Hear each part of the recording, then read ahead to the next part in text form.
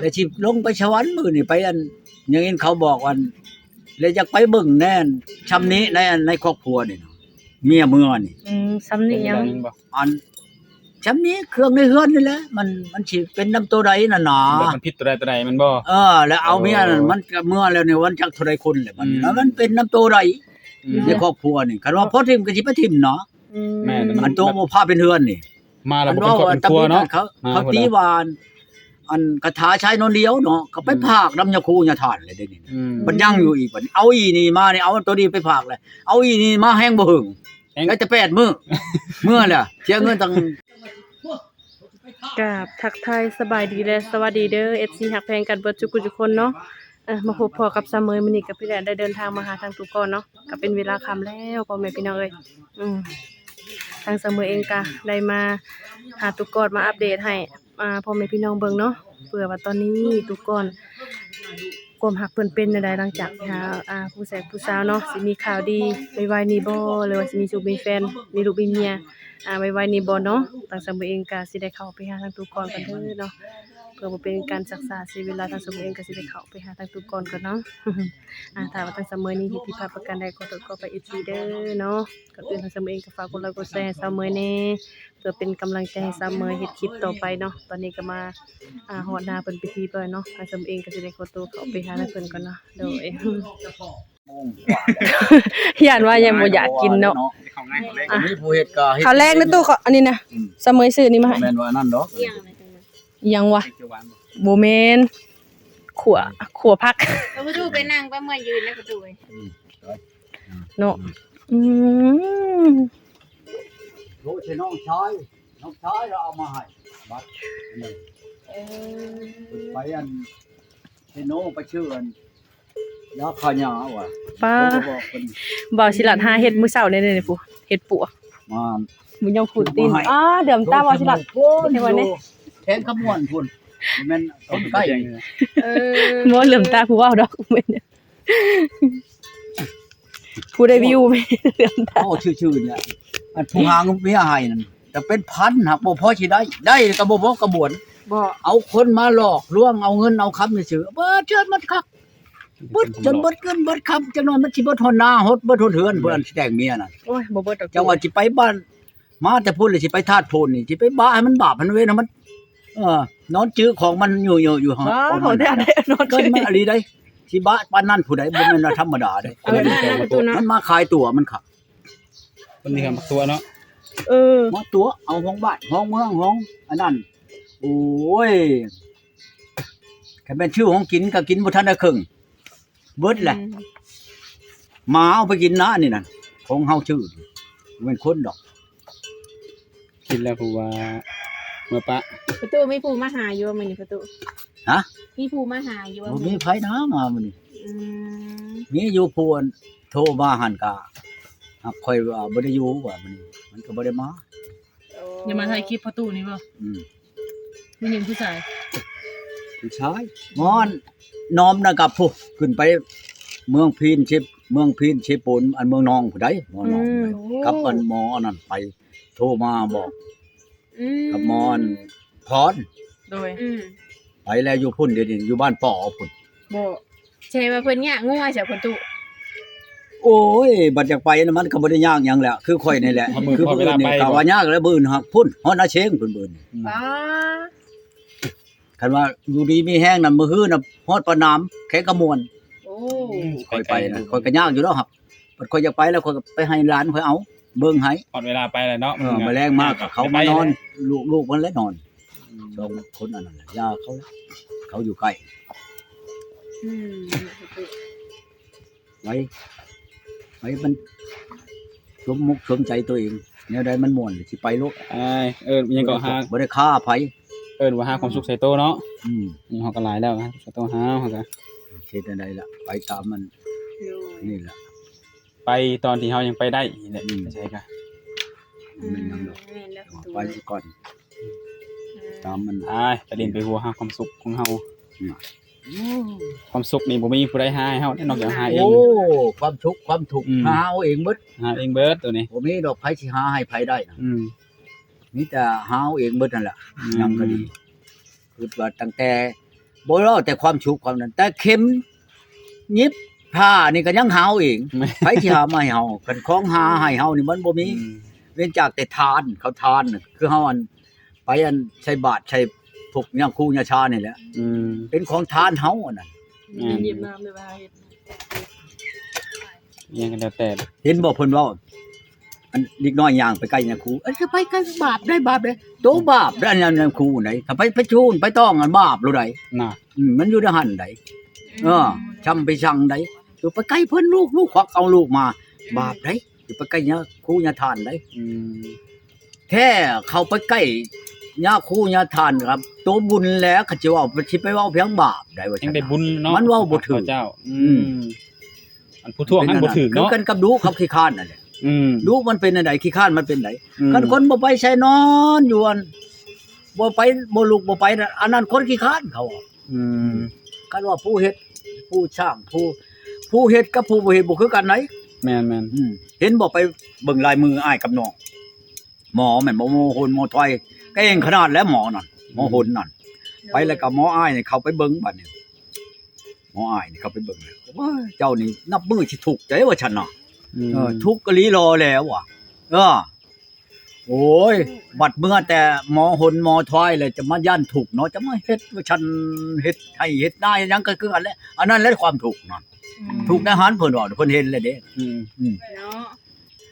ปัดเบิ่งให้หมอน้องบัดนี้หมอน้องโอ้ยเจ้านี่นับมือสิสนุกชุกขาได้ว่าฉันนับมือสินั่นแล้วว่าฉันน่ะเมื่อแล้วกันมือนอนมือกาดหน้าผากเฉยอยู่หมอนี่มันสิสนุกรถสนุกอันนั้น นอนอย่างเดียวเนาะ นอน นอนอย่างเดียว อ้ายกับน้องอันนั้น อืม โดย เนี่ยนั่นได้ เนาะประตู บ่แม่นว่า สนุกสบายบ่แม่น กั ว่า บเฮานี่ มี อัน ด้วยติ ยามหน้าวันนี้ชุบไปเว้าเด้อมันบังเอิญใช่เฮาได้ บ่ แล้วหน้านี่กูสินอนอยู่ว่าชัด บ่ อันชูเว้าเดี๋ยวนั้นก็ดี เนาะ ผิดมีผู้หนึ่งเฒ่าในบ้านนี่เราว่า โดย โอ้ยอันเราบอกชอนได้นี่ดิ โดย เราว่าคันว่ายามให้ยามหน้านี่บัดแล้วหน้าแล้วกูสินอนอยู่ฉันมันเมื่อยเด้ โดย บัดแล้วหน้าลูกโชว์บัดนี่ไข่บ่ได้ไปใช้นอนอยู่วัดปีบ่ชา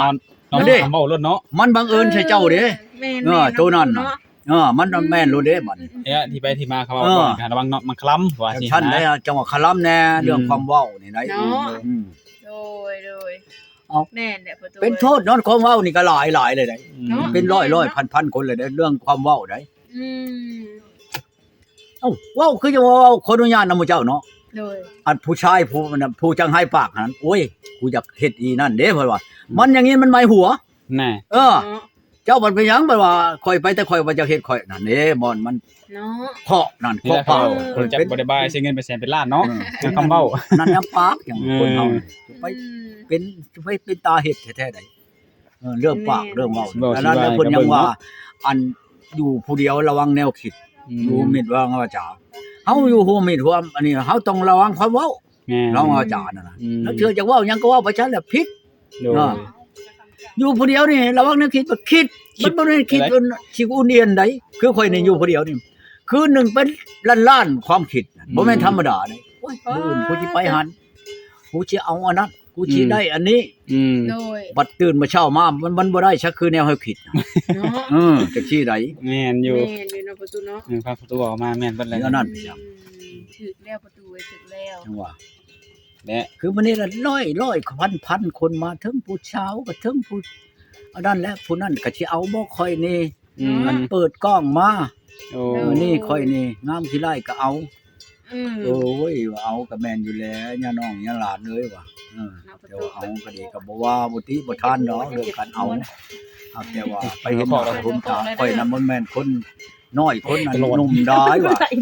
ค่อยเว้า บ่ ซื่ ได้ อ แม่นใน ๆได้ ที่มันตั้งเฮ็ดใส่ กันว่า เข็มละไหลใช่ป่าวมัน เดี๋ยวเอาก็เห็นค่อยแล้วก็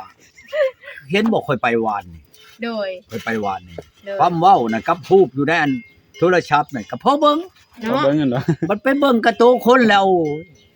เออ ค่อยก็ย้านมันมานำสิตายวาน คือในใจนะ กั้น บ่ ใจที่ประตู ฮะ กั้นใจว่ามับบ่ เอ ยัน อ มานำ ค่อยก็ว่าใครว่ามันมา เออ มานำน่ะก็สิซ้ำกันก็เคยเอาเวียนเมียบ้านกลางพุ่นงาม ไปเห็นแล้วมันก็นั่งอยู่งามดำนางามเกี่ยวกับ โดย หมอนลูกชายอันลูกเที่ยวนั่นเอิ้นมันขึ้นมามันก็นั่งอยู่ครับ อืม ถามขะดองกับมันได้ โดย อันเมียบ้านกลางบ่ได้ถามน้ำเฒ่าน้ำแก่เด้เจ้าเชี่ย โดย เจ้าหลายบ่ได้ขะดองเจ้า อืม มันก็เว้าหลายเติมเลยชาม15ล้านมัน อืม เจ้าสิเอางวดตัวหนึงข่อยอยากเอาเจ้าเมือมื้ออื่นนี่เอาเมือมื้ออื่นนี่ก็ได้มันว่าฮอดมื้องามยามดีแล้วมาแต่งมันว่า โดย ตัวเองก็คงยามเดือนนั้นยามเกี่ยวเข้าวนี่แหละที่เว่าให้หมู่เจ้าพัง เออ มื้อแลงมาแล้วก็ไปขอไปไหว้กับเฒ่าแก่แนวโฮมพ่อบ้านตาแฉงอยู่ในเฮือนเขาแหละ อืม แล้วก็ตกลงราคากันแล้วก็อันเงินอันชิ้นชอดนั้นให้เช่งโลดเขาว่าบัดกินดองจะเอาแต่งัวมาก็ได้ อืม ก็นับให้เขาเลย35ล้าน ก็จ่าย เงินน่ะ เลย ลูกสอง อืม มื้อเช้ามาก็มันก็ขี่รถใช้ทางกับลูกมัน ตัวเองผู้อันไปเอามันนี่ก็ขี่รถตัวเองมา โด รถ ย นั้นจับมาฮอดชิโน่แหละครับขี่รถใช้ทางมาเขามาชงให้ฮอดเฮือนฮอดบ้านเอานาอยู่นํกันแล้วก็โอ้มาเบิ่งมันน่ะก็บ่ได้มักจังนี้ได บอก โอ้กูนี่ก็เอามาซื่อๆเลยว่า เออบ่มักดิพ่อตู่ บ่ เพิ่น มั ว่าก ให้เสียเงินนะ นั่นแหละเพิ่นว่าเมียพิษที่อยู่ทางใต้แม่นอีหลี เนาะ บ่มักเบิ่งยามนั้นก็ครับบ่ได้พิษบ่ได้เลวกันหยังลูกมันน่ะพิษกันกับน้องมันน่ะบักอันนั้นนอนอยู่ให้หน้าพุ่นเลย ก็คือไปหน้าไปเอิ้นเอาข่อยเลยว่ามึงไปนอนอยู่นี่เขาก็ร้อนมาเห็นเขาจับผัวมึงไปได้ว่าฉันมันหลุดย่านนั่นมันขึ้นมานอน เออ มันแล้วเข้าวแล้วน้ำแล้วเอาเข้าวเป็นเหล้าคืนนี้ล่ะเปงว่าจักไปชื่อหยังเทโนไปตลาดมาหลักมือ อืม เออนะ เอาแล้วจะไปว่าหลักมือช่ำนี่แหละตะเว้นฉันโทษใส่เขาอยู่บ้านมาฮอดแล้วเขา ช่างหลักเมือเพิ่นก็เนาะ บ้านนี้แหละได้ช่องชะมือตัวเองก็ยังบ่ทันไปเว้าหรอกว่าสิไปเว้าอยู่เว้าเวียกกับมันน่ะ อืม เขาเลยโทรมาก่อนมื้อนี้ลูกเชี่ยวเลยเขาเฮ็ดฮีดได้บ่เชี่ยวมานํก็มันบ่เงินดอกว่าซั่นเอาแล้วจะมาจ้างเว้าแท้เฮาบ่ทันได้ไปแต่งก็ยังมันแต่งว่าเฮ็ดฮีดจังได๋นั่น เนาะ เอาเฮ็ดฮีดอัน อย่าห้าม เขามาเฮือนนั่นแหละใบยาห้างเขาแล้วบ่เด้อเลยลุบซื่อๆเลยป้าเลยก็บ่ได้ว่าอะไรพร้อมบ่ได้ไปเอาหยังอย่าเลยทับกับมือนี่อันนั้นน่ะโอ้ยคนน่ะก็อยากช้ำกันกับอีนายวานนี่แหละ อยากใช้ไล่กันนั่นแหละ ปูนตัวประตูไปนะ อืม อืม อันคนเฒ่าอันอายุ60นั่นยังใช้ยังงามกว่ามันข่อยว่าชื่นแล้ว ทำผู้เช้าต้องร่นบ่ อันผู้เช้าอายุ แก้ม เช้าไป แดงมันยัง นั่ เนาะ นเอากูแก้มจุกก็บ่ถึง นะ มันเหี่ยวเขาน่ะ เออ เดี๋ยวมันขี้วันไหนอันนี้ก็ยุ่งเขาอีก ตัวถูกเรียกบ่จักบ่เฮ็ดเรียกหน้าบ่จัก เขาบ่ได้เว้าหลายดอกคนนั้นผู้ไปเบิ่งวานนี่แหละเฮาบ่บอกชื่อบอกเสียงเนาะ บ่บอกก็อย่าเนาะเอาเว้าฮู้ เอามาก็ก็แม่นมันมาตำหนิน่ะตัวเองว่าเมื่อน้ำข่อยมื้อนี้ โดย เจ้าสิเมื่อแล้วก็เมื่อ อืม บ่สิเอาเมื่อน้ำแล้วก็เมื่อแล้วมื้ออื่นน่ะสิเข้ามาให้แม่เฒ่า โดย เจ้าเลยท่าข่อยอยู่นาพุ่นกับลูกนี้ว่าฉันนะ เออ แล้วฮอดมื้องามยามดีแล้วจังข่อยจักสิมาขอเว้านั่น อืม บ่แลแม่มันว่าบ่ได้แล้วคันเมื่อก็ขอเพิ่นแล้วจังเมื่อคันว่าเจ้าอยากให้อยากหยังก็มื้ออื่นละชี้มาให้ว่าฉัน โอ้ยจะมาดีใจช่ำพิชังอย่างนี้แม่รอบแน่นอนนะพังสิก่อนว่าข่อยเมื่อน่ะข่อยสิปืนข่อยสิชี้มาให้เด้อว่ะเราอะซื้อมาให้แม่แน่อืม พูดแล้วว่าข่อยสิมาขอก็จะเป็นมื้อใดละ อืม กันข่อยบ่ได้มาแล้วก็ชุของชุหยังได้เราอะ มึงคือก่อนนี่กันใจ ไป นะ บัก เมื่อ ใหญ่ ข่อย โลดบัด กันใจนะ จำกันกับเพิ่นเว้ามีมาจากขี้หนี้แหละ เออ เอาโอ้ยว่าจะมีทำมีแฮงมีเทือนมันแหละไปเฮือนหนึงบัดนี้ไปแล้วก็ไปแอนนั่นเช้าอัน2คนนั่นแหละ อืม เป็นได้เราอะโอ้ยข่อยเอาบ่ได้ดอกว่าข่อยว่าชื่อนะ อืม คือว่าสิมาสิเข้าสินำเอาเว้าเพราะมันดีใจนะหั่นแล้วอ่ะข่อยจะได้สิไปเอาอ่ะกันเอาว่านั่นน่ะมักชำนั้นน่ะเอารถ10ล้อไปแก้มื้อหนึงบ่เบิดว่ะ 200,000 เพิ่นก็ว่าได้นี่แหละยังว่าโอ้ยค่อยลาบแล้วบัดนี้ เห็นคนเอาเห็นเงาคุบน่ะ ที่ประตู ค่อยเชียร์ผ่านมานี่บ่เว้า100ล้านน่ะเว้า2-3,000ล้านว่าฉันจะไปเมีย มัน แต่ หลายคน ผม เนาะ มันเอาเลยแต่งคู่คนเด้ นั่นน่ะมีหลายคน ครับแต่ชวน ละคน ชวนป้าน่ะเชื่อบ่ได้ชวนเชียร์ อืม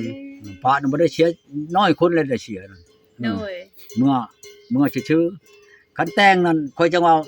คืนนี้แล้วนี่ เขาโทรมาในมื้อนี้น่ะเขาว่าให้ขึ้นไปเบิ่งก่อนคนผู้นี้น่ะคนนั้นผู้ไทยดอกว่าซั่น